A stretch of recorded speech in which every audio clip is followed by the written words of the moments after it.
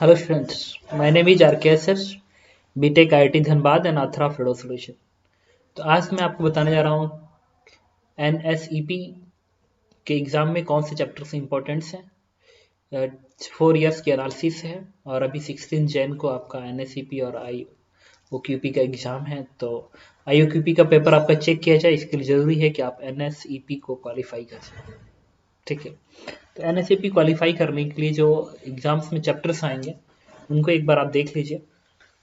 जैसे 2016 में देखिए, ये एनालिसिस है, 16 में परसेंटेज एनालिसिस है। 16 में 70 क्वेश्चन आए थे, 17 में भी 70 आए थे, 19 में 70 आए थे और 20 में 32 क्वेश्चन आए थे। तो 21 में भी हो सकता है कि पैटर्न में नंबर ऑफ क्वेश्चन चेंज हो जाए, उसे आप देख लीजिए।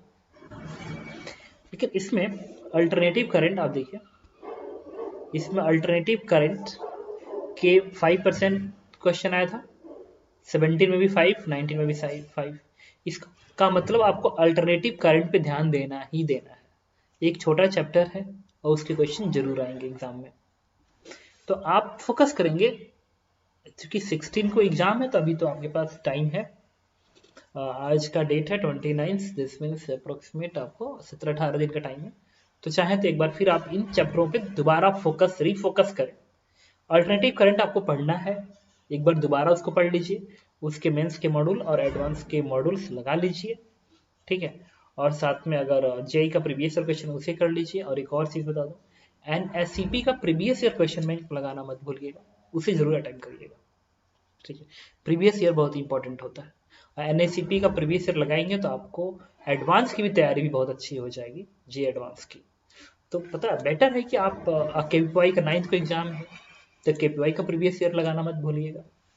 और एक और बता रहा, ये जो प्रीवियस ईयर है ना, केबीपीवाई हो या एनएससीपी हो, इनके जो प्रीवियस ईयर है ये ज़्यादा इंपॉर्टेंट है कंपेयर टू अदर पब्लिशर का कोई किताब खरीदें सॉल्व करें। उससे बेटर है कि आप केपीवाई का प्रीवियस ईयर लगाएं, एनएससीपी का प्रीवियस ईयर लगाएं, जे एडवांस का प्रीवियस ईयर लगाएं, जे मेंस का प्रीवियस लगाएं। इतना कर जाओ ना, बहुत अच्छी रैंक आ जाएगी।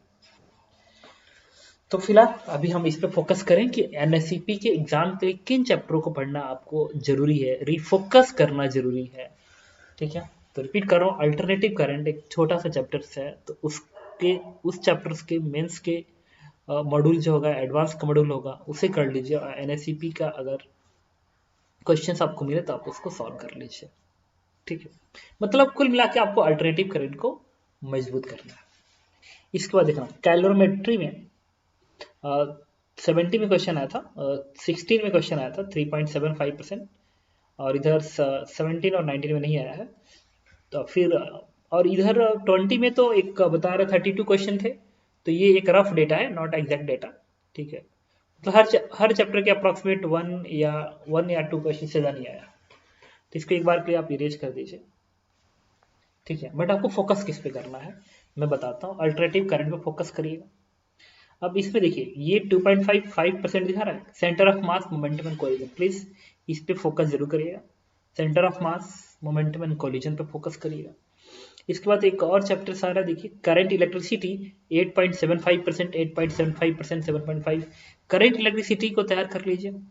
मैग्नेटिक फील्ड को आप तैयार कर लीजिए, देखिए इसका भी परसेंटेज ज़्यादा जा रहा है, 8.75।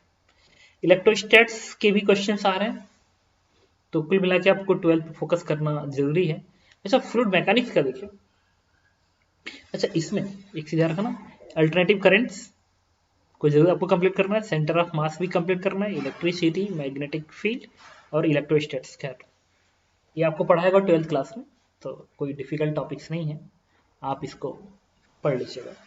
अब फ्लूइड एंड विस्कोसिटी के जो क्वेश्चन है 15, 2.5, 2.5, तो फ्लूइड मैकेनिक्स, विस्कोसिटी अगर आप चाहें तो कर लीजिए, बट जरूरी नहीं है। फ्रिक्शन एलएनएम का भी 2.5, 2.5 दिख रहा है। और जियोमेट्रिकल ऑप्टिक्स देखिए, ये 16.75 ही दिख रहा है।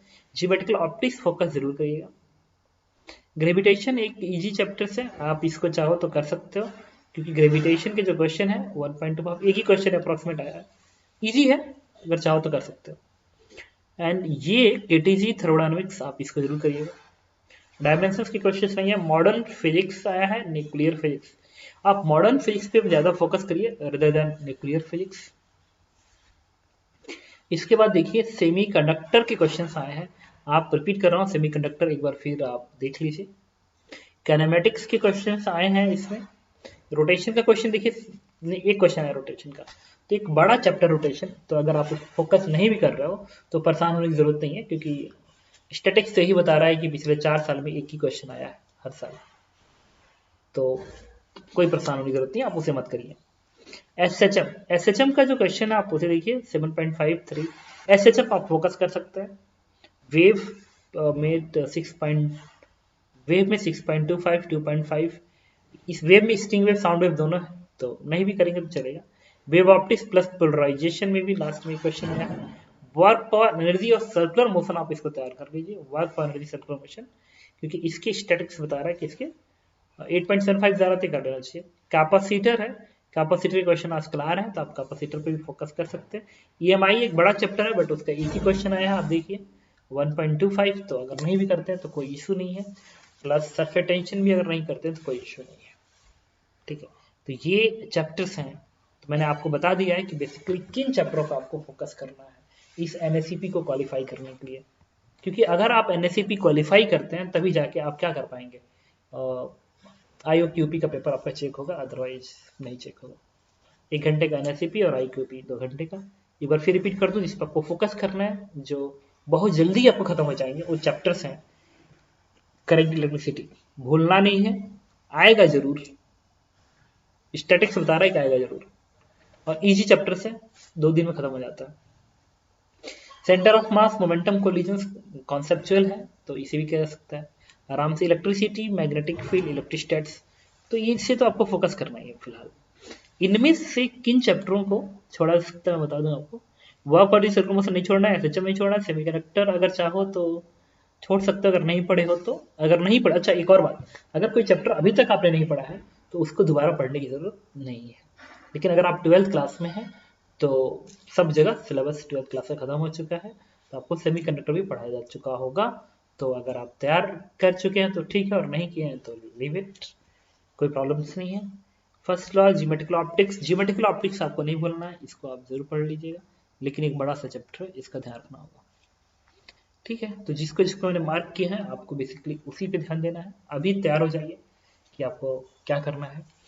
आप बना लीजिए, जैसे 1 2 3 4 5 6 7 8 9 10 11 12 चैप्टर्स हैं।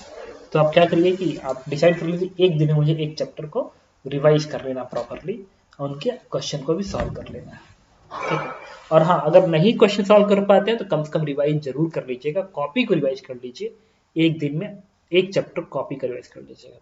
और अगर आप अगर आप क्वेश्चन सॉल्व कर चुके हैं और आपको ये चीजें आती हैं तो आप इन चैप्टरों के क्वेश्चन अलग से कर सकते हैं। तो एक बार फिर मैं ब्रीफ में समराइज करना चाहता हूँ कि मेक अ टाइम टेबल, ठीक है। पर डे आपको एक चैप्टर खत्म करने हैं, इनके जो जो चैप्टर इसमें मेंशन है वही चैप्टर आपको 12 चैप्टर है, 12 डेज में खत्म करने हैं।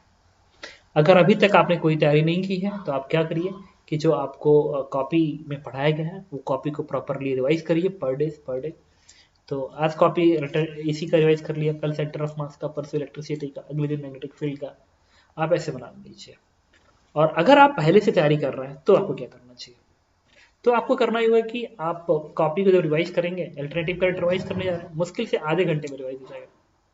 उसके बाद अल्टरनेटिव करंट का जो आपका मॉड्यूल है, कोचिंग पे मिला हुआ जो मॉड्यूल होगा, उसमें जो डिफिकल्ट क्वेश्चन होगा जिसको आपने मार्क किया होगा उसको सॉल्व कर लीजिए, ठीक है। उसके बाद अगर टाइम मिले तो आप एडवांस क्वेश्चंस कर लीजिए, कोई इशू नहीं, ठीक है। एडवांस क्वेश्चन कर लीजिए, प्रीवियस ईयर जी एडवांस के chapter wise. Centre of mass है, उसको कॉपी में रिवाइज कर लीजिए, मुश्किल से आधे घंटे 45 मिनट में हो जाएगा। एंड आफ्टर दैट उसके आपके मॉड्यूल के जो स्टार लगे हुए क्वेश्चन होंगे उनको कर लीजिए, ठीक है। लेकिन हर दिन चैप्टर को चेंज कर दीजिएगा, ओके। Thank you.